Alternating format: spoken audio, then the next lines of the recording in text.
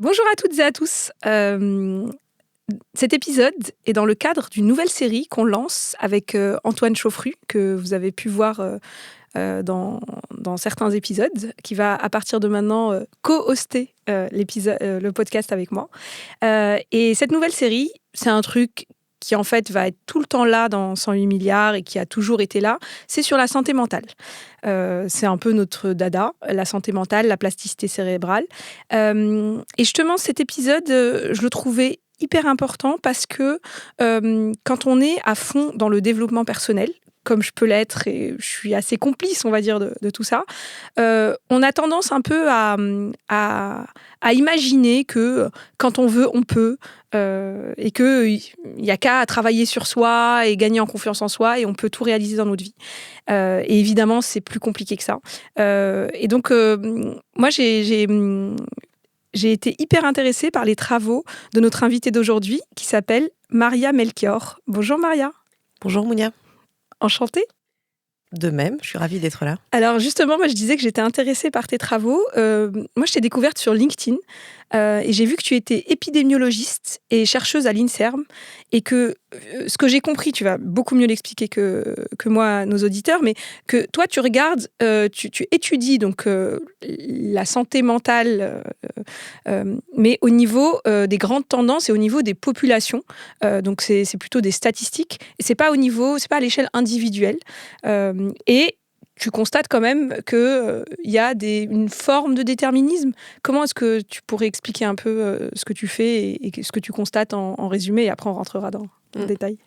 Oui, bien sûr. Merci de m'avoir invitée. Je suis vraiment très contente d'être ici. Et puis, je trouve que c'est important d'avoir ce dialogue entre ce qu'on peut observer en termes populationnels à grande échelle et puis le ressenti individuel. Donc, l'épidémiologie, c'est en 2 mots l'application des statistiques à des questions de santé. On cherche à identifier donc des tendances dans le temps, dans l'espace, des facteurs associés à des problématiques, alors pour moi, de santé mentale, évidemment, d'autres collègues travaillent sur d'autres problèmes de santé. Tout ça dans le but d'essayer déjà de mieux comprendre ce qui peut se passer à grande échelle, et puis peut-être d'informer les politiques publiques ou d'essayer de réfléchir à la prévention, en amont, à l'accompagnement des personnes qui ont des troubles psychiques plus tard. Donc pour ça, on fait des enquêtes sur des centaines, des milliers, parfois des centaines de milliers de personnes. On s'intéresse à des facteurs très divers parce que la santé mentale, c'est un domaine multifactoriel. Donc il y a des déterminants à la fois biologiques, familiaux, sociaux, voilà, et tout ça, on a des méthodes évidemment pour essayer de faire en sorte de distinguer les facteurs qui sont vraiment ceux qui à la fois induisent un risque ou alors sont protecteurs, et puis surtout sur lesquels on peut agir. Ok. Et peut-être avant de rentrer justement dans tes travaux et ce que tu as constaté, tu peux nous dire quelques mots sur toi, ta vie, ton œuvre, ton parcours. Comment tu es arrivé à l'épidémiologie et pourquoi est-ce que la santé mentale en particulier t'a attiré ? Alors ça, c'est une grande question, et je pense qu'on n'arrive jamais complètement par hasard aux choses qui nous animent dans la vie, professionnellement, personnellement. Alors en termes de formation, parce que ce sera peut-être le plus précis, moi je suis psychologue de formation et j'ai ensuite découvert la santé publique et l'épidémiologie au cours de la 2e partie de mes études. Ok, mais donc du coup tu t'es formée à la psychologie. À la base, tu voulais ouvrir un cabinet et recevoir des gens. Absolument. Tu l'as déjà fait ou pas ? Ou non. tu es direct allé Ok. J'ai fait des stages, donc Okay. j'ai été quand même au contact de personnes qui étaient hospitalisées en hôpital psychiatrique, D'accord. de personnes qui avaient des troubles psychiatriques sévères. Okay. J'aimais beaucoup ça. C'est vraiment le hasard de la vie qui a fait que j'ai pas continué dans cette voie-là et que je me suis plutôt tournée vers la recherche. Ok, donc ça c'est dans la 2e partie de tes études. Tu vas vers la recherche, ok. Ouais. Mais la santé publique, c'est de toute façon un domaine par lequel on arrive par des voies très multiples. C'est ça que j'aime bien peut-être aussi, c'est que en fait, il n'y a pas de formation initiale. Donc forcément, c'est mon cas, mais c'est le cas des étudiants que j'encadre aussi. Les gens arrivent en ayant fait autre chose avant, parfois parfois médecine, parce que bon, c'est quand même un domaine dans la recherche c'est un domaine biomédical, mais donc parfois médecine, mais parfois biologie, parfois psychologie comme moi, sociologie, démographie. C'est super parce que ça fait des équipes diverses, très diverses, sur un sujet comme tu dis multifactoriel. Mais oui, et qu'on peut aborder de plein de manières différentes. Donc c'est riche.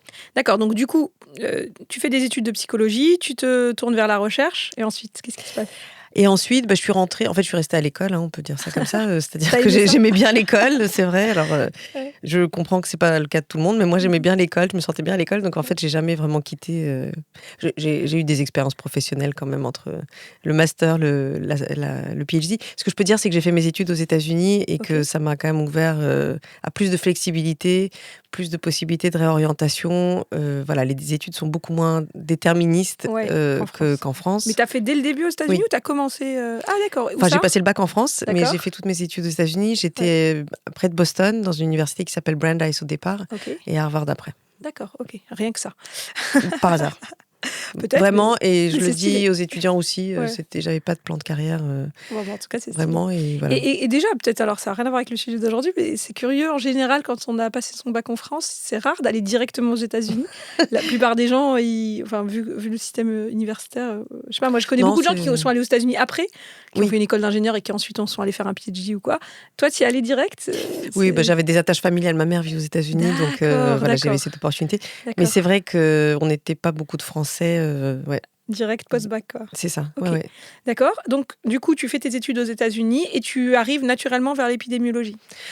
Naturellement, c'est des rencontres et puis des expériences. En fait, ce qu'on favorise aussi aux États-Unis, c'est le fait d'avoir des expériences professionnelles avant de s'engager dans des études, dans la deuxième phase des études supérieures.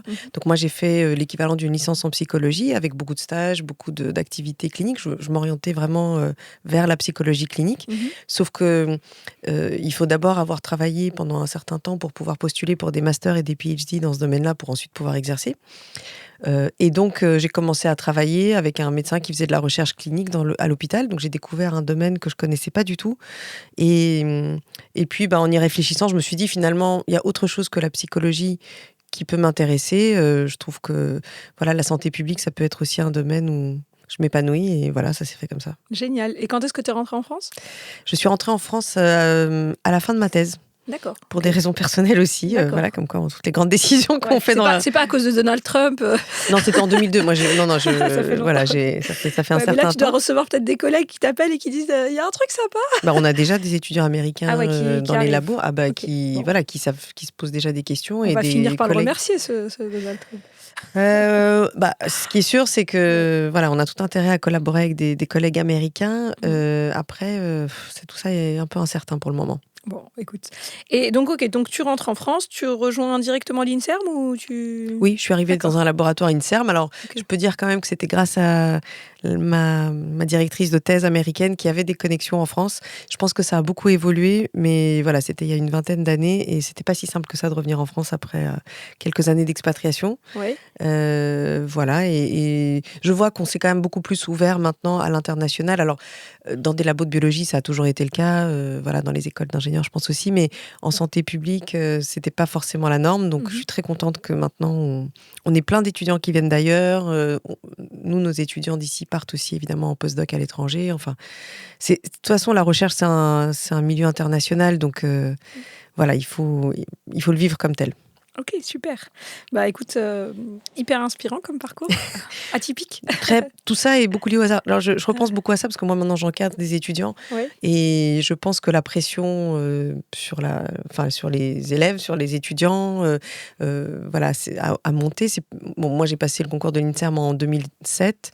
Je ne sais pas si je serais encore en mesure de l'avoir aujourd'hui, avec le même parcours et les mêmes expériences, parce que le niveau d'exigence a beaucoup augmenté. Mais j'essaie d'encourager mes étudiants en leur disant qu'il y a quand même plein de choses qu'on découvre au fur et à mesure. On se découvre soi-même aussi au fil du parcours. Et que, donc, faut pas se mettre trop la pression. Non, c'est un équilibre. Il faut mais c'est là motivé. Aussi où ça fait le lien aussi avec notre sujet d'aujourd'hui, c'est de se dire, bon, bien sûr, on doit faire ce qui est de notre côté, entre guillemets, ce qui dépend de nous, mais il y a quand même beaucoup de choses que là, tu dis, ça relève du hasard, qu'on pourrait ensuite, justement, avec le thème d'aujourd'hui, se dire, il y a quand même aussi, en fonction du terreau dans lequel on a atterri sur cette planète, un certain déterminisme, en tout cas des tendances.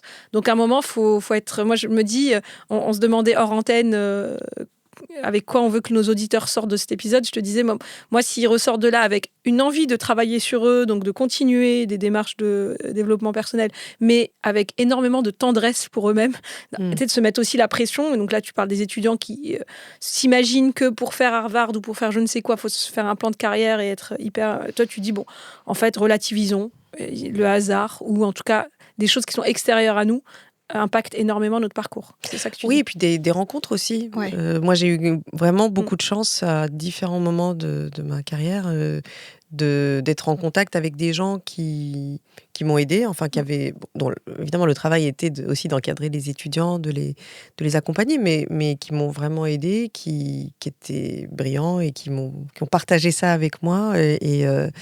Alors voilà, la recherche, c'est un domaine international, c'est un domaine aussi, on travaille en équipe, très collaboratif, enfin surtout l'épidémiologie, puisqu'on fait des grandes enquêtes, donc on peut rien faire tout seul. On travaille avec d'autres chercheurs, on travaille avec des étudiants, des ingénieurs. Voilà, donc je crois beaucoup à ça, quoi. Le collectif, c'est important. Super.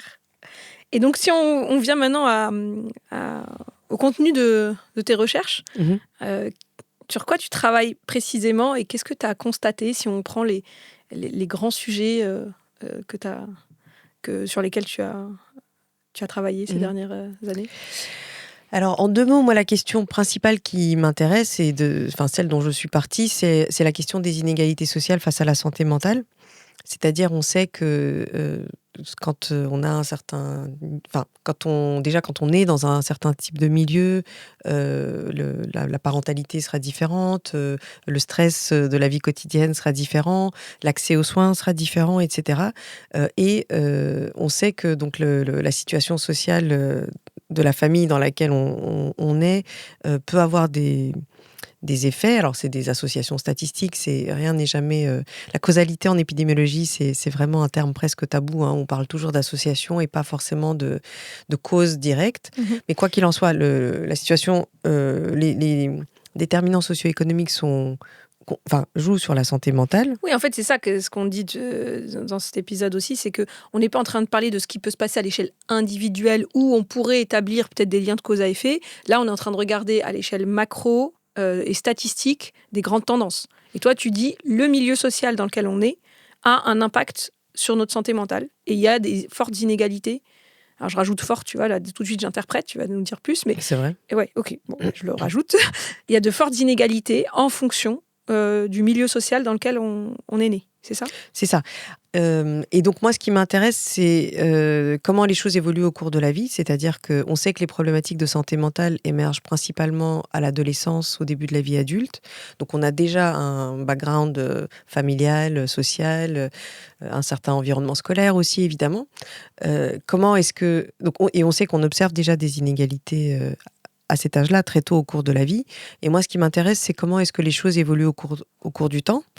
Parce qu'il y a beaucoup de variabilité. En fait, c'est pas parce qu'on a une dépression à un moment donné ou un trouble anxieux à un moment donné qu'on va forcément rester dans cet état toute sa vie. Alors déjà, justement, donc on va regarder comment ça évolue au cours du temps. Effectivement, c'est pas parce que, par exemple, quelqu'un adolescent a fait une dépression qu'il va forcément être dépressif toute sa vie. Pas forcément. Mais déjà, avant ça, est-ce que le truc... Quand on parle d'inégalité sociale, est-ce que c'est peut-être pas une évidence pour la santé mentale ? Est-ce que les riches sont mieux dotés que les pauvres, entre guillemets, en termes de santé mentale ? Parce qu'on pourrait se dire que c'est pas forcément évident, que peut-être que ce serait un domaine où les inégalités seraient pas proportionnelles au niveau économique, en tout cas des familles. Alors, les problèmes de santé mentale sont, comme je disais, multifactoriels. Donc, il y a une part biologique, génétique probablement. Il y a une part environnementale quand même, enfin, ce qu'on appelle environnementale, c'est-à-dire tout ce qui se passe dans la vie des gens, qui est quand même importante. Et il y a des inégalités quand même face à la plupart des troubles, en tout cas les troubles fréquents, la dépression, l'anxiété, même les troubles bipolaires, les troubles psychotiques. Il y a certains types de pathologies comme les troubles du comportement alimentaire qui sont effectivement plus fréquents plutôt dans les classes aisées. Ouais. D'accord, donc c'est pas forcément... Tout n'est pas... c'est pas forcément les classes défavorisés économiquement, parce que justement, comme tu dis, c'est multifactoriel, mais si on regarde juste le facteur économique, c'est pas forcément... Les troubles sont pas forcément... la quantité de troubles ou la prégnance des troubles n'est pas proportionnelle au niveau économique des familles. Ça dépend des troubles. Ça dépend des troubles. Donc il y a le trouble... L'autisme, par exemple, c'est une maladie qui est quand même largement biologique, dont on ne connaît pas encore exactement les mécanismes, mais qui est très peu liée à ce qui se passe dans la vie dans l'environnement, et qui émerge très très tôt, là, pour le coup. En fait, on est autiste, probablement. Et ça, pour le il n'y a coup, pas c'est pas une d'inégalité. question d'inégalité. Non. Voilà, il y a pas Après, il peut y d'inégalité. avoir des inégalités dans la sévérité et dans l'accompagnement. Et Qui là, fait que le les résultat n'est pas symptômes le ne sont même. pas les mêmes à la fin. Oui. D'accord. Mais donc si on fait un peu le... Toi, tu disais les troubles du comportement alimentaire, en fait, l'inégalité joue en faveur des milieux économiques les moins aisés. Oui. Dépression, troubles anxieux, Addiction. addiction, ça donne quoi? Les addictions, par exemple, ce qui est intéressant, c'est que c'est plutôt les jeunes de quartiers plus favorisés, de milieux plus favorisés, qui expérimentent plus, quelles que soient les substances, que ce soit le tabac, l'alcool, le cannabis, autre chose. Mais par contre, on voit que si on s'intéresse... Donc ça, c'est l'expérimentation. Est-ce que tu as déjà essayé au moins une fois? Oui, non. Si on s'intéresse par contre à des usages plus importants, voire la dépendance, parce que bon, tout ça c'est une échelle de graduation. Là, pour le coup, on voit à nouveau l'effet du milieu social. D'accord. Donc du coup, addiction, c'est plutôt... Donc expérimentation, plutôt les milieux plus aisés, mais accoutumance, Oui. etc., c'est plutôt les milieux moins aisés. Ensuite, si on regarde la dépression, est-ce qu'on constate... Alors pour la dépression, il y a d'importantes inégalités sociales. Proportionnelles au niveau économique ou pas forcément? Oui. Okay. Avec en plus le fait que les femmes sont plus touchées que les hommes. Donc globalement, une femme qui vient d'un milieu défavorisé, elle a plus de chances aujourd'hui d'être déprimée. d'être déprimée ou dépressive qu'une femme ou qu'un homme qui vient d'un milieu aisé. Si on regarde tout le spectre. Absolument. Ok, hyper intéressant. Troubles anxieux? Pour les troubles anxieux, il y a des inégalités, mais ça dépend lesquelles. Les phobies, l'arachnophobie, le fait d'avoir peur des araignées, pas spécialement, par exemple. Par contre, l'anxiété généralisée, la phobie sociale, il y a des inégalités et probablement là aussi plus de troubles chez les femmes que chez les hommes. D'accord, ok. Qu'est-ce qu'il y a d'autre? Par exemple, je ne sais pas si tu regardes aussi, par exemple, les troubles, la schizophrénie ou les maladies un peu plus oui, alors on les étudie moins. Moi, je travaille principalement à partir d'études de cohorte qui sont faites à l'échelle de la population générale. Donc, je travaille moins sur les questions de schizophrénie, troubles bipolaires.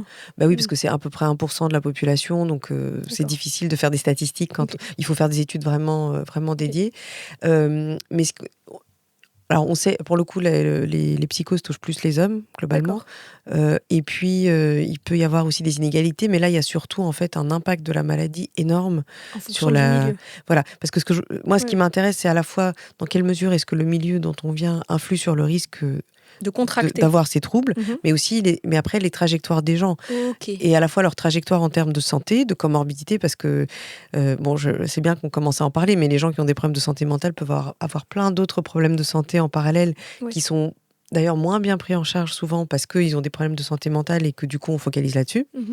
Ou que juste eux ne vont peut-être se prendre moins en charge d'aller chez le médecin, de vérifier. Bien sûr, parce que la santé mentale peut être liée à certains types de comportements. On fait moins de sport, on va peut-être avoir tendance à plus fumer, boire de l'alcool, etc. Donc ça augmente le risque de maladies cardiovasculaires, de diabète et d'autres types de pathologies. Mais aussi, moi, ce qui m'intéresse, c'est en fait l'espèce de cercle vicieux qu'il peut y avoir parfois entre problèmes de santé précoce, scolarité, conditions d'entrée sur le marché du travail, risque de chômage, santé mentale, enfin voilà. Ok, donc ce que j'entends là, c'est que au-delà de, en fonction de ton milieu social d'origine, tu as plus ou moins de chances de contracter telle maladie mentale. La façon dont tu vas guérir de cette maladie, t'en sortir quand même dans la vie sans forcément guérir. Il y a pas longtemps, il y a je me souviens même plus de son nom, mais un journaliste hyper connu Nicolas Demorand. Voilà, c'est ça, qui a parlé de sa maladie, son état mental. Et lui, quand même, ça l'a pas empêché, entre guillemets, même si c'était, ça l'a pas empêché de faire une carrière, etc.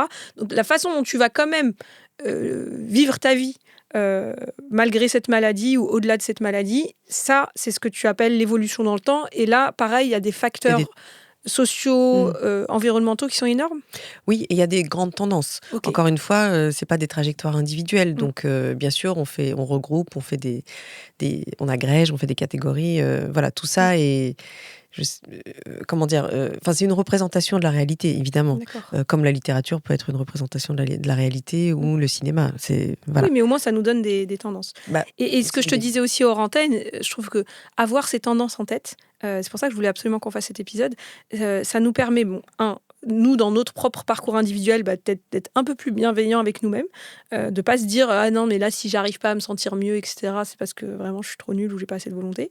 Et le deuxième élément, moi j'ai un de mes clients. Alors tu sais que à côté du podcast, je coach des dirigeants de start-up et d'autres personnes. Et un de mes clients me dit un jour, Mounia, écoute, je sais que rationnellement, la dépression est une maladie au même titre que le cancer ou que le diabète. Ça, c'est son rationnel. Il me dit, mais au fond de moi, il a même utilisé des mots assez forts, il m'a dit, au fond de moi, je ne peux pas m'empêcher d'en vouloir aux gens qui font des dépressions parce que je suis un peu, justement, il est vachement développant perso, il dit, mais non, mais en fait, avec un peu de volonté, quand même, il pourrait s'en sortir. Et moi, donc on en a pas mal parlé, c'était intéressant comme session. Et le but aussi pour moi d'avoir les grandes tendances en tête, c'est aussi peut-être de faire preuve de beaucoup plus de compréhension, de tendresse, moi j'aime bien ce mot en ce moment, à la place de bienveillance. Voilà, c'est le nouveau tarte à la crème.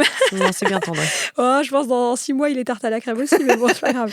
Voilà, envers les autres, et notamment quand on est à des postes de direction, etc., de se dire, bon, dans les équipes que je suis amenée à manager, je vais avoir, par exemple, si j'ai en tête que une femme qui vient d'un milieu social défavorisé, peut-être qu'elle a un peu plus de chances statistiquement, et encore une fois, ça présage pas des trajectoires individuelles, de contracter une dépression nerveuse.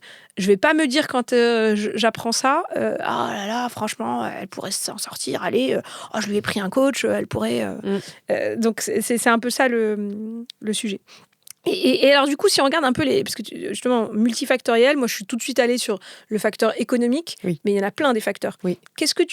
C'est quoi les grands facteurs que tu regardes au-delà du sujet économique ? Alors moi, ce qui m'intéresse beaucoup, c'est la transmission intergénérationnelle, c'est-à-dire le lien entre la santé mentale des parents, la santé mentale de leurs enfants. Voilà, il y a des associations, ça on sait. Il y a une partie est génétique. Bon, sauf qu'on n'a pas vraiment découvert les gènes, même pour des troubles très sévères. Pour l'autisme, il y a peut-être vraiment des gènes et des marqueurs, enfin quelque chose qui fonctionne pas en fait vraiment sur le plan biologique. Mais alors justement, donc quand tu dis, donc, mis à part l'autisme où ils sont un peu plus avancés, les autres maladies, donc notamment par exemple la bipolarité, moi dans ma compréhension, il y avait quand même un facteur génétique et ensuite l'environnement faisait que ça se déclenchait ou pas. C'est ce que j'ai compris. Mais du coup, toi tu dis pour l'instant on n'a pas vraiment découvert les gènes responsables. Mais donc comment on fait pour se dire c'est quand même génétique ?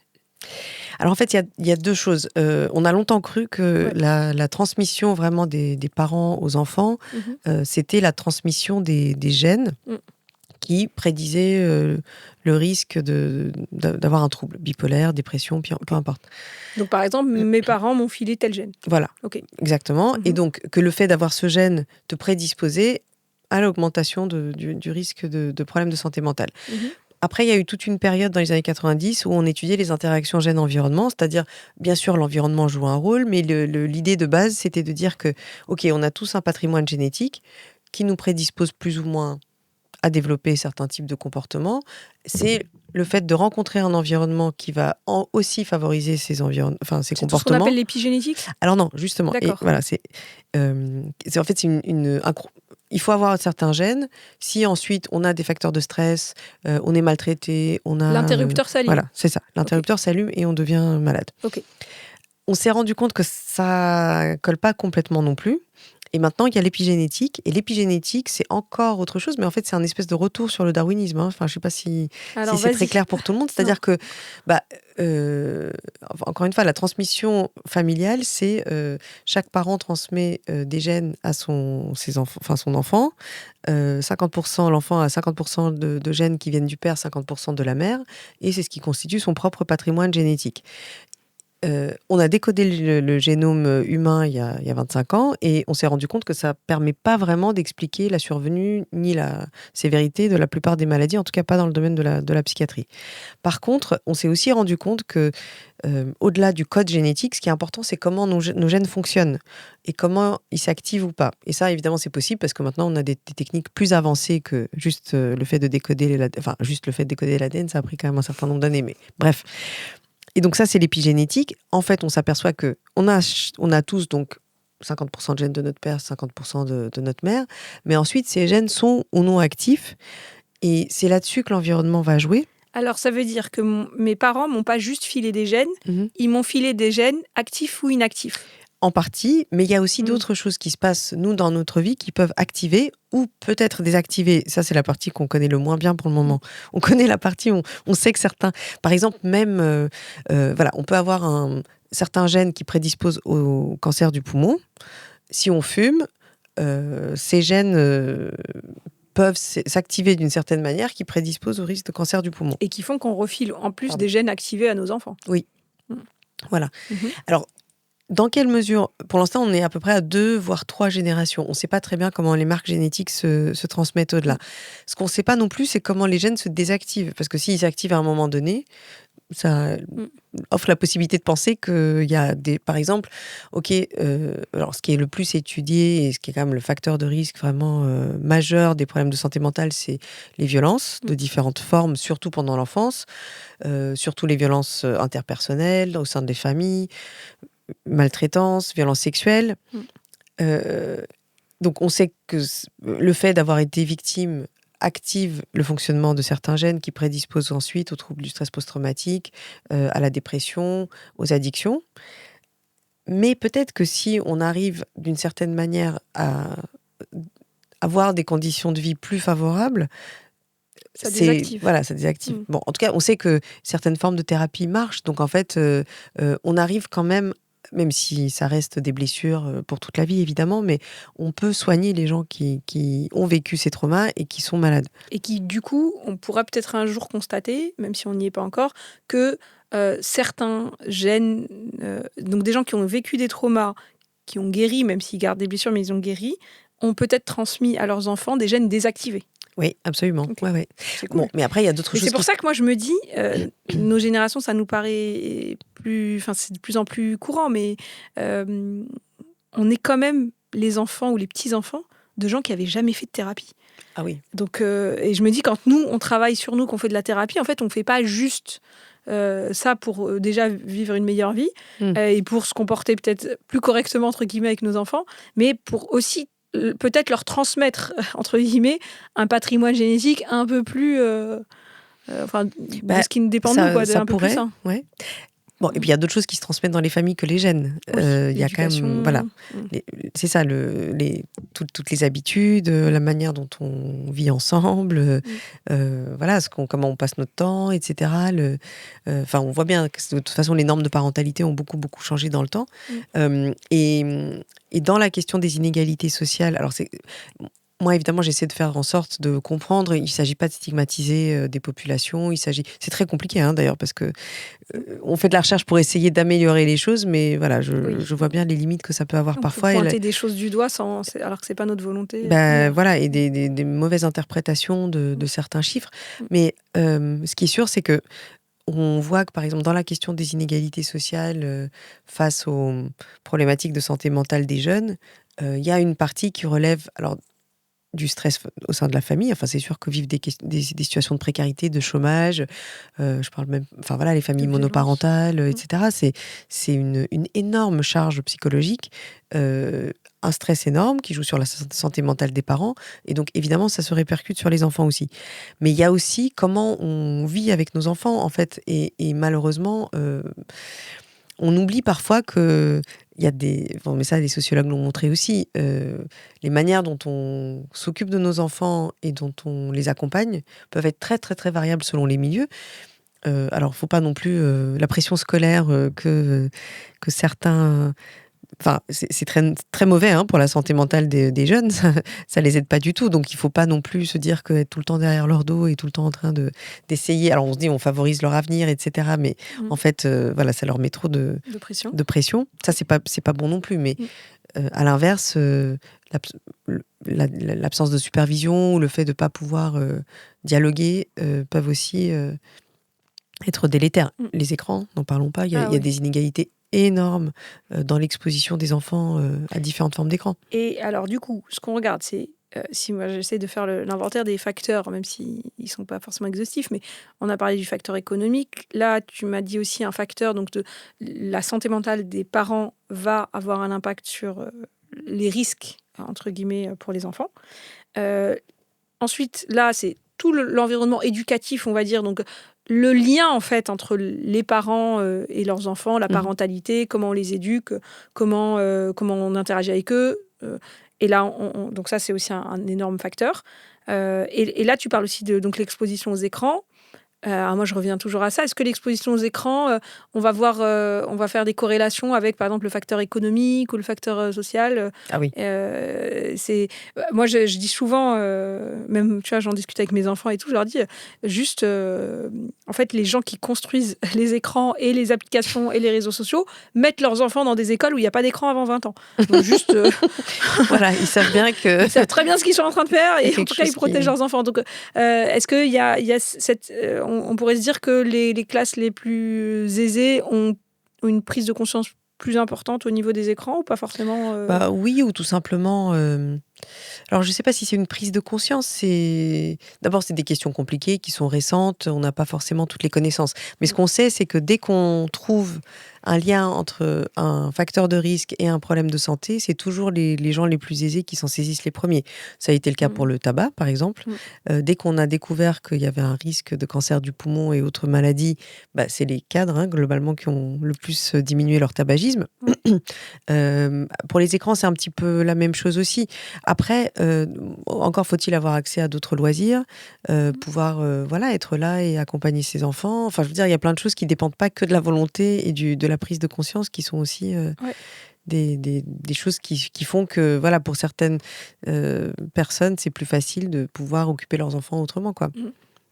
Ok. Qu'est-ce qu'il y a d'autre comme facteur? Bah, il y a l'environnement social dans lequel on est. Donc, c'est à la fois les liens qu'on tisse avec les autres. Donc, il y a quand même une question qui revient énormément aujourd'hui à tous les âges, c'est celle de l'isolement. Depuis l'épidémie de Covid et peut-être en lien aussi avec l'utilisation des écrans, qui a évidemment augmenté très très fort à cette période.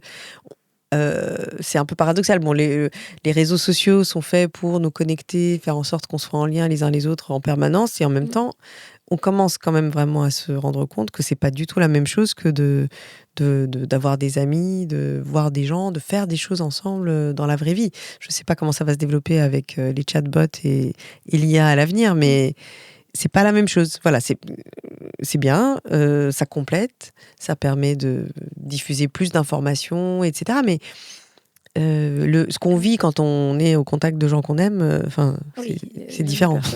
C'est marrant que tu dis ça. Je viens de faire un post sur LinkedIn où je disais, parce que autour de moi, vraiment, tellement de gens m'en parlent. Il y a plein de gens qui prennent maintenant les chatbots pour leur psy. Et donc, je disais, en fait, justement, bah, pourquoi pas, mais attention à telle chose. Bah, déjà, le chatbot, il apprend très vite à te dire exactement ce que tu as envie d'entendre. Donc, en fait, il fait pas son boulot d'être contradicteur, etc. Et donc, moi, la proposition, c'est pas de dire non, surtout pas, n'y allez pas. Parce que de toute façon, ça y est, c'est notre Bah vie. oui. Mais c'est plutôt, utilisez-le intelligemment. Limite, utilisez-le pour préparer votre séance chez le vrai psy humain qui est humain, quoi. Et qui, justement, comme je dis, ça sera pas pareil. Donc, plutôt, voilà, c'est notre enjeu, nous, en termes, c'est de comment on va utiliser tout ça pour avoir plus de temps et avoir des liens sociaux dans la vraie vie qui sont de meilleure qualité. Et par contre, si ça vient remplacer ça, ça va être tu vas le constater dans tes études, étonnant, je hein. pense. Ouais, non, ouais. Bah, en tout cas, le sentiment d'isolement a énormément augmenté, notamment chez les adolescents et chez les jeunes adultes, mais pas uniquement. Et voilà, il y a d'autres indicateurs qui montrent que il y a toute une enquête très intéressante récemment qui est sortie sur la sexualité des jeunes. Alors, c'est moins caricatural que certaines idées reçues qu'on peut en avoir, mais ce qui est sûr, c'est que ils se plaignent de l'isolement, du fait que c'est plus difficile de rencontrer des gens dans leur vie, qu'il y a moins d'engagement, et enfin voilà, peut-être que c'est aussi Alors ce même moment-là combiné. qu'ils sont de génération où il y a des applications de rencontres, où il y a plein de choses pour justement qu'ils aient limite. Mais ça, c'est paradoxal quand même, parce que même quand on se dit, bah, nous, aujourd'hui, on a peut-être plus conscience des sujets de santé mentaux, du coup, on fait de la thérapie, du coup, bah, on pourrait se targuer, on pourrait se gargariser, se dire, ah, on va être des meilleurs parents que nos parents ou nos grands-parents, parce qu'on on bosse sur nous. Mais si on se dit, bah, quand on regarde les autres facteurs, Alors, plus il y a de choses, entre guillemets, à disposition, donc tu donnais l'exemple de la sexualité, donc il y a des applications de rencontres, etc. Il y a, on va dire, de moins en moins de tabous sur ce qui est possible ou pas à ce niveau-là. Il y a plus de choix. Eh bien, ce qu'on constate, c'est l'effet inverse. Au lieu que ça libère et que ça donne plus d'opportunités, en fait, ça isole. Et les jeunes aujourd'hui ont l'impression, les jeunes et les moins jeunes, ont peut-être l'impression qu'il y a moins d'opportunités de vivre, que ce soit leur vie amoureuse ou leur sexualité. C'est un peu ça le paradoxe. Alors, ce que montrent les enquêtes, c'est que les jeunes ont plus de partenaires sexuels que les générations précédentes. D'accord. Alors, c'est pas non plus... ça n'a pas été multiplié par 100, mais quand même. Voilà, les femmes notamment. Oui. Mais par contre, il y a moins de... Il y a plus de relations, je sais pas comment dire, légères, voilà. Ouais. Du coup, il n'y a pas forcément de lien. Enfin, c'est ça, ça n'empêche pas le sentiment d'isolement. Ouais, bah oui. En fait, c'est vraiment deux choses différentes. C'est la qualité à la et fois... la quantité, quoi. Oui, c'est ça. C'est-à-dire que c'est vraiment le propre aussi de tout le monde virtuel qui nous entoure. C'est qu'on peut avoir l'impression de faire partie d'un univers qui existe autour de nous. Et en même temps, le lien est quand même pas toujours très profond, solide. Quoi. C'est ça, est très profond. Ou en tout cas, il est différent du lien qu'on peut avoir en étant face à quelqu'un, en étant voilà, dans des liens d'amitié, mais même avec les collègues. Hein, enfin, je veux dire, moi, je vois ça beaucoup au travail. On n'a pas d'enquête là-dessus et je le regrette, mais parce qu'on peut parler aussi des conditions de travail, de la manière dont le travail influe sur la santé mentale des gens. C'est un déterminant important, évidemment. Avec le travail, le télétravail, le fait qu'on peut faire des visioconférences, etc., on a plus de liberté, c'est sûr, et on peut plus s'organiser en fonction de notre emploi du temps, cumuler voilà, les charges familiales, enfin bon, bref. Mais en même temps, on se voit moins aussi. Et je ne sais pas s'il y a des enquêtes là-dessus, mais moi, ce que je constate, c'est qu'il y a plus de conflits, il y a plus de difficultés à résoudre certaines incompréhensions, parce qu'on ne se parle pas, en fait. Oui. Et non seulement ça, mais en plus créer du collectif. Comme je disais, on travaille en équipe. On fait en sorte... parfois, les idées émergent dans des réunions alors elles étaient fortuites, quoi. Enfin, c'est-à-dire, c'était pas vraiment forcément l'objet de la réunion de discuter exactement de tel et tel sujet. Et puis, en discutant avec les collègues, on s'aperçoit que voilà, il y a de nouvelles idées et il y a des fils à tirer et ça nous donne la possibilité de développer de nouveaux projets. Ça, on peut le faire un peu en visio, mais c'est pas du tout la même chose. Ok, donc tu dis, toi, t'étudies pas ça en détail, tu le constates juste dans ta vie professionnelle depuis le Covid, que le remote amène plein de liberté, mais que le full remote, en fait, a le même impact que le côté je suis derrière mon écran d'ordi et j'ai une vie sociale incroyable sur Internet, mais je vois pas des gens, je les touche pas, entre guillemets. C'est qu'au final, ça nous isole énormément et ça nous permet pas de créer cette espèce de mayonnaise qui fait qu'on peut travailler en équipe, qui fait qu'on peut se sentir bien dans un collectif. C'est ça que j'entends. Absolument. Et vraiment, les enquêtes montrent que le sentiment d'isolement a énormément augmenté. Et c'est un facteur qui est associé à la santé mentale. Énorme. Alors, dans les deux sens, parce qu'en même temps, quand on va très mal, en général, on n'a pas très envie de voir les autres. Oui, mais sauf que maintenant, on va dire, c'est beaucoup plus facile de ne pas voir des gens. J'appelle mon chef, je lui dis que je vais bosser en télétravail cette semaine, alors qu'avant, de toute façon, j'avais pas le choix, je devais aller au boulot, etc., etc. Je vais mettre en place tout ce qu'il faut pour rester dans mon... Et puis, je vais parler à ChatGPT qui va me faire sentir que en fait, il me fait le psy, mais en fait, il m'emmène pas là où il faut que je bosse, etc. Et je vais me créer mon petit cocon d'isolement, quoi. Ok, donc du coup, facteur d'isolement, donc ça a explosé depuis le Covid, l'exposition aux écrans. Qu'est-ce qu'il y a d'autre comme facteur qui impacte dans les grandes tendances la santé mentale? Ce que je disais, le lien avec d'autres personnes, donc que ce soit... Ok, mais ça, donc, c'est dans l'isolement. Oui, on peut dire, c'était aussi pour dire que c'est un facteur protecteur, c'est-à-dire que le fait de pouvoir... de se sentir compris... écouté par ses parents, par exemple, c'est un facteur qui protège plutôt des problèmes de santé mentale des jeunes qui vont de toute façon avoir à être confrontés à plein de situations complexes. Hein. Enfin, je veux dire, il y a le harcèlement scolaire, tout ce qui se passe sur les réseaux sociaux, les ruptures sentimentales, voilà, etc. Donc, de toute façon, ils vont avoir des épreuves. Mais le fait de se sentir entouré, compris et de savoir vers qui se tourner, c'est un facteur de protection. Ouais. Ok, et donc ce que j'entends, c'est que on est vraiment... J'adore quand on revient à des basiques de bon sens. Oui, On c'est un est peu mon travail. Voilà, non, mais c'est super de dire, on est un animal social. Et tu vois, moi, plus j'étudie la santé mentale, plus je réalise l'impact du corps, l'impact du physiologique. Alors, du coup, même dans le podcast, les auditeurs le savent, j'ai fait toute une série sur la longévité, sur comment manger, dormir, faire du sport, enfin, comment ça peut avoir un impact, bien sûr, sur notre santé physique, mais sur notre santé mentale. Ok. Mais donc là, ce que j'entends, c'est que finalement, même si sur Internet, sur les réseaux sociaux, j'ai peut-être 1000 amis avec qui je joue à des jeux en réseau et peut-être que je flirtouille, entre guillemets, avoir des gens que j'aime, qui sont importants pour moi, mes parents, mes enfants, mes proches, et les prendre dans mes bras, physiquement, Oui.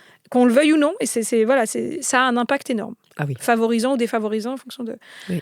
Ça me touche ce que tu dis parce que...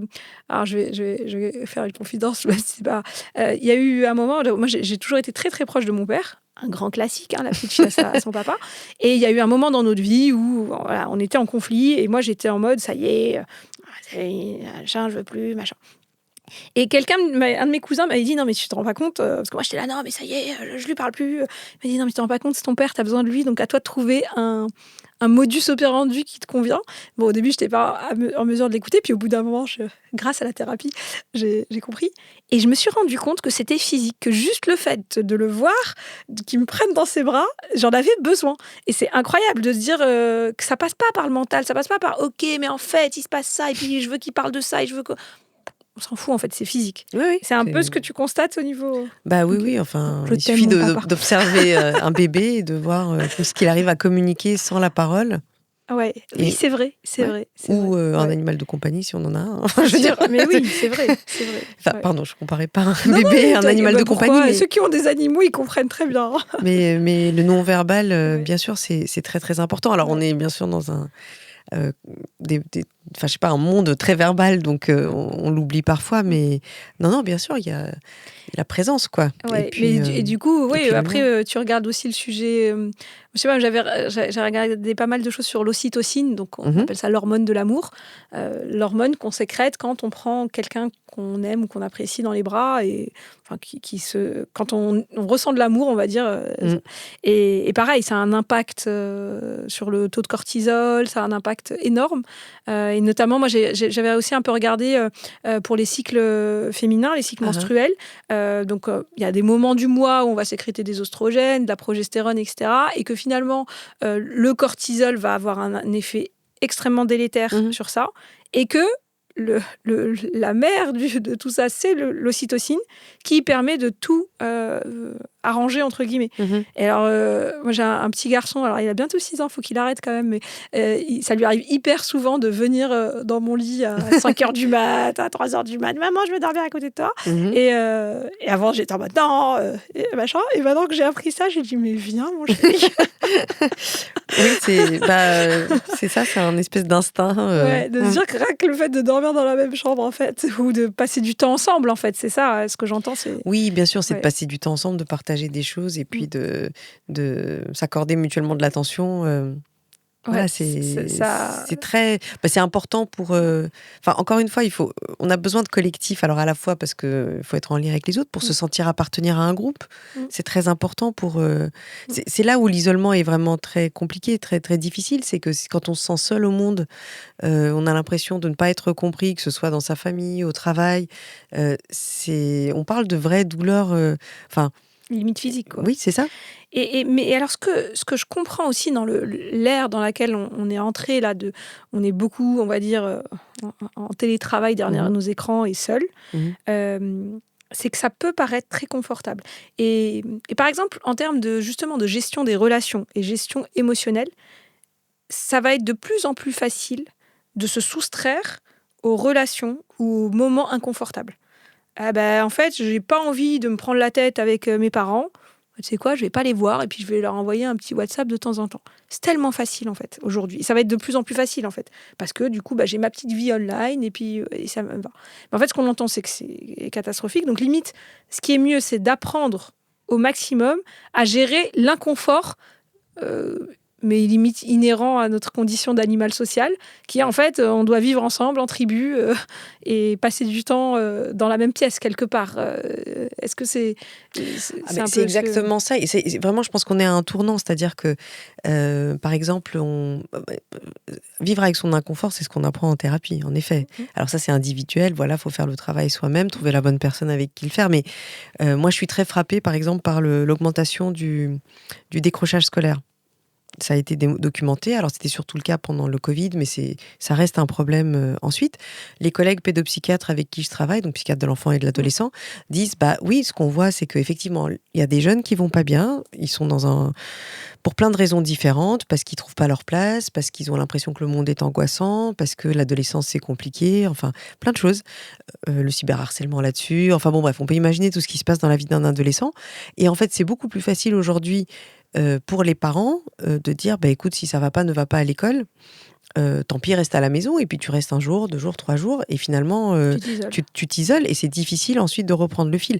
Au travail, on n'est pas loin de choses comme ça. Enfin, je sais pas si ça fait partie des difficultés que rencontrent certaines des personnes que tu coaches, mais des collaborateurs qui voilà, viennent pas aux réunions, ou qui décident par exemple enfin je sais pas, qui démissionnent sans raison particulière, qui enchaînent un peu. En fait, on est dans un espèce de monde où l'engagement et puis le travail sur soi pour faire partie d'un collectif sont pas les valeurs les plus défendues, quoi. Et je pense que ça alors voilà, quand on pourrait aller bien au-delà. Il se trouve que j'ai entendu une émission avec des chercheurs en sciences politiques récemment qui parlaient de ça, même vraiment à l'échelle de la société. Il y a un contrat social qui nous unit. On est tous différents, bien sûr, et on est tous particuliers, mais il y a un contrat social et il faut vraiment c'est-à-dire, on peut pas faire exactement ce qu'on veut tout le temps. Mais ça a aussi une vertu, c'est une valeur. C'est pas juste limiter la liberté. Enfin, on est face à des mouvements. Mais je crois maintenant. qu'on s'est trompé sur ce qu'était la liberté, du coup, ce que j'entends. C'est qu'on a pensé peut-être que la liberté, c'était si j'ai pas envie d'aller en réunion, je la fais à distance. Et si j'ai pas envie de parler à mes proches, je leur envoie un petit WhatsApp, puis je leur parle pas. Mais en fait, cette liberté que nous offrent les nouveaux modes de vie qu'on a aujourd'hui, si on n'a pas conscience de notre limite, de notre nature profonde d'être humain, ça va devenir notre prison. C'est ça qu'on est en train de voir. C'est un petit peu le risque, ouais, effectivement, avec en plus le développement de l'intelligence artificielle, donc d'autres modes de communication, des substituts au contact humain. En fait, les problématiques de santé mentale fréquentes, comme la dépression, l'anxiété, certaines formes d'addiction, c'est vraiment des problèmes de sens de la vie, quoi. Enfin, je veux dire, ça fait partie de la nature humaine de se poser des questions sur pourquoi on est là, à quoi on sert, qu'est-ce qu'on veut dans la vie, et de se dire d'un certain moment, vraiment, ça va pas, soit je suis nulle, soit je fais pas ce qu'il faudrait, ma vie est un échec. Mais voilà, c'est des choses qu'il faut apprendre à dépasser, en fait. Oui, expérimenter l'inconfort. Donc, le conseil concret qu'on pourrait dire aux gens, même si c'est pas encore Noël, allez au repas de Noël en famille qui va vous saouler, ou vous allez vous disputer avec votre vieil oncle, allez-y quand même. Et gérer cet inconfort. Et allez en parler ensuite en thérapie avec un vrai thérapeute humain. Vraiment, pour les troubles anxieux, la prise en charge, c'est exactement ça. C'est affronter la situation qui nous angoisse, qui nous fait peur, pour essayer de la vivre autrement. Exactement. Ouais, non, mais j'adore, on revient à du bon sens. Et si tu as commencé à l'évoquer sur le lien entre les conditions de travail, parce que moi, je te disais, j'ai beaucoup d'auditeurs, beaucoup de clients qui sont des chefs d'entreprise, les liens entre les conditions de travail et la santé mentale, qu'est-ce que tu as pu constater, ou qu'est-ce qu'il y a comme étude là-dessus ? Alors, il y a différents domaines des conditions de travail qui ont beaucoup été étudiés. Bon, il y a la précarité de l'emploi, l'instabilité de l'emploi, qui sont des facteurs qui sont associés à, en tout cas, plus de dépression, plus d'anxiété, des problèmes d'addiction, parce qu'on a besoin de stabilité, de pouvoir se projeter. Et malheureusement, le marché du travail, dans certains domaines en tout cas, est plutôt instable et plutôt incertain. Bon, en France, on a la chance d'avoir une protection sociale qui... Voilà, quand je parle avec des collègues américains, ils sont en train de se faire licencier du jour au lendemain dans des grandes universités où ils étaient titulaires. Donc voilà, nous, on n'est pas confrontés à ça. Oui, mais justement, alors ça, c'est intéressant. Toi, tu dis on a besoin de stabilité. Mais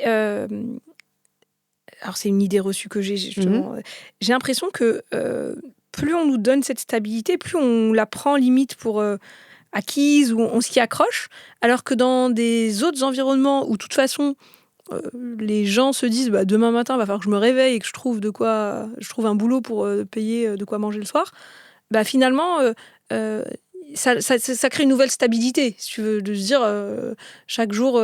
Nous, j'ai l'impression plus on a de coussins de sécurité et plus on s'inquiète de le perdre. Je sais pas comment. Je parlais avec des amis qui sont argentins. Alors, sur le côté, ils se lèvent le matin et ils découvrent le prix. Ils découvrent que le prix du pain a été multiplié par 2.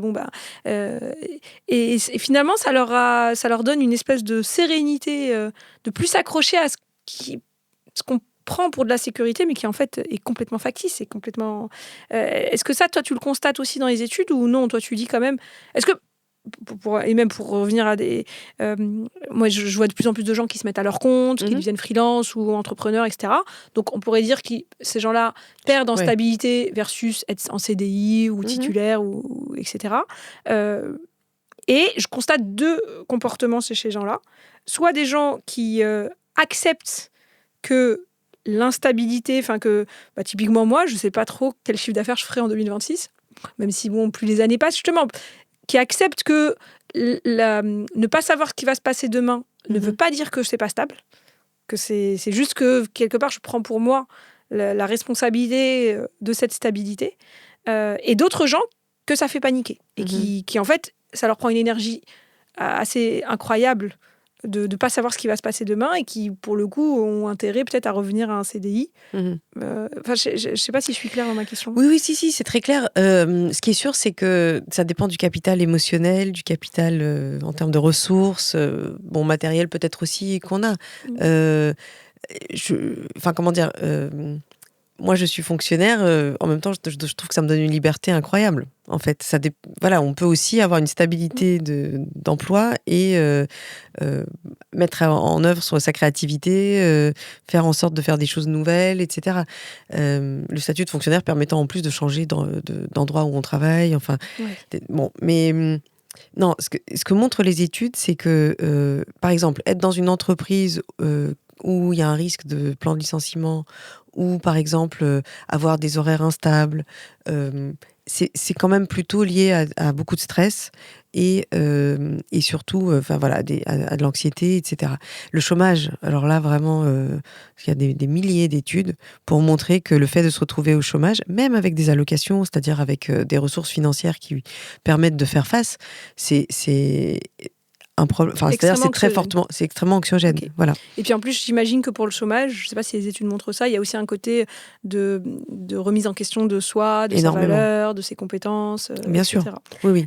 Mais alors, ce que j'entends, je ne sais pas si ça a du sens pour toi, c'est que quand l'instabilité est subie de l'extérieur avec un flou, je ne sais pas si demain matin, mon patron ne va pas me licencier, elle est très très mal vécue quand elle n'est pas entre nos mains.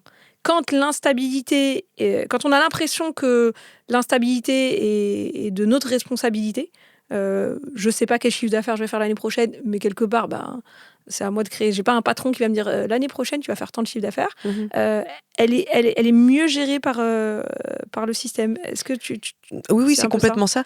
Il y a une notion en psychologie qui s'appelle le locus de contrôle, qui est on peut avoir l'impression de maîtriser soi-même les décisions qu'on prend, les choses qui nous arrivent dans la vie, ou d'être complètement soumis à des forces extérieures. Et effectivement, le fait de se sentir...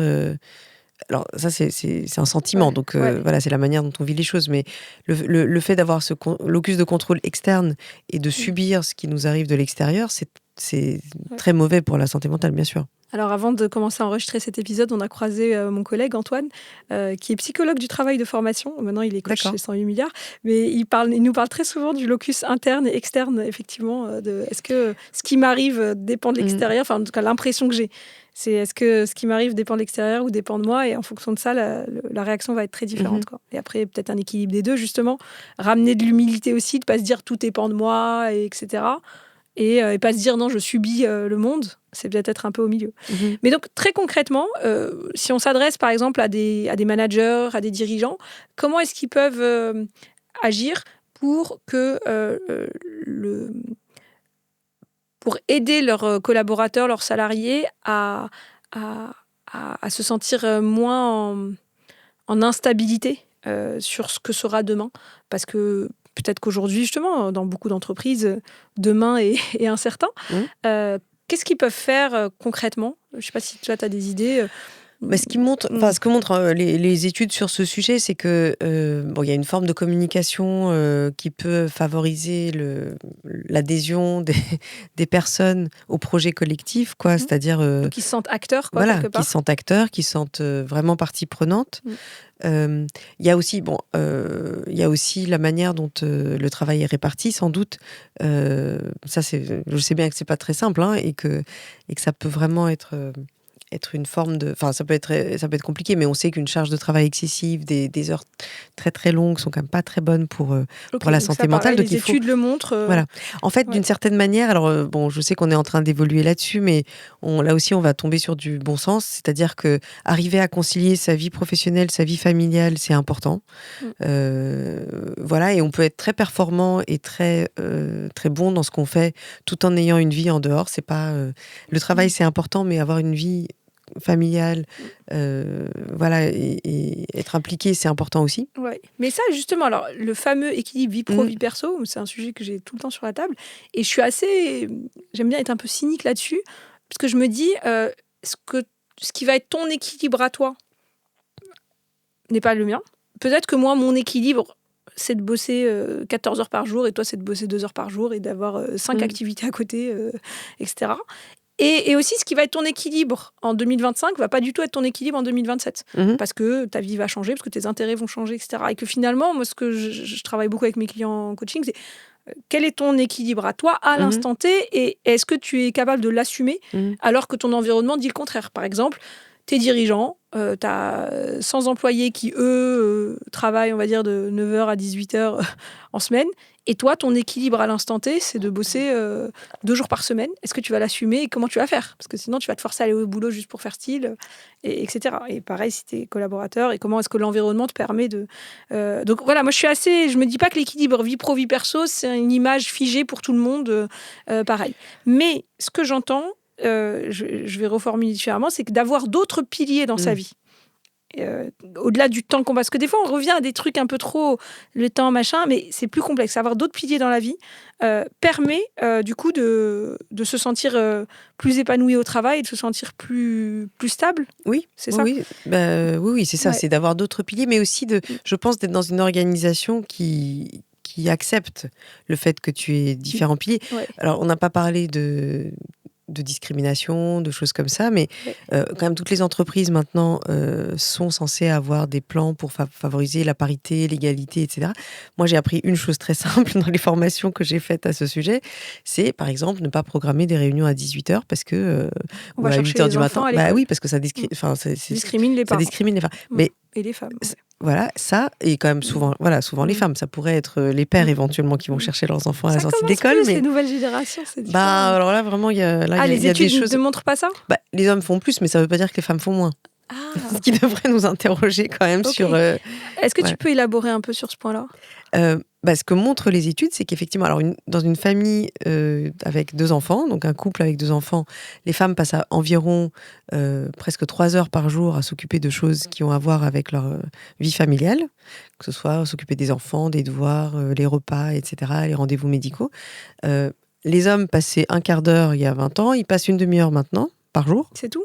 Oui, c'est tout. Okay. Pas du tout sur les mêmes types d'activités. Je pensais que ça avait évolué. Ça a évolué, ça a augmenté. Oui, mais si tu veux, je pensais que c'était plus qu'une demi-heure. En moyenne, encore une fois. Oui, effectivement, moi je regarde des gens autour de moi. Et puis il y a des différences entre milieux sociaux, évidemment, selon le nombre d'enfants, selon si la femme travaille ou pas. Enfin, donc les femmes, on est à 3 heures et les hommes à 30 minutes. 30 minutes. Super, pas du tout sur les mêmes activités. Enfin, si on regarde le ménage, par exemple. Oui, ça a ajouté des nouvelles choses. Mais c'est pas venu remplacer ce que faisait la femme. Alors peut-être qu'on s'occupe plus de nos enfants que nos parents ne s'occupaient de nous, ce qui est possible. Donc on passe plus de temps avec eux, du coup il y a plus de choses à faire. Les pères sont clairement dans des activités qui sont plus ludiques avec leurs enfants. Tant mieux, ils passent du temps avec eux, ils sortent au square, lisent des histoires, super. Mais ils font pas le ménage, ou pas forcément. Ils font les courses peut-être parfois, mais il y a des tâches vraiment qui sont restées très très féminines. D'accord. et qui du coup, n'ont pas disparu.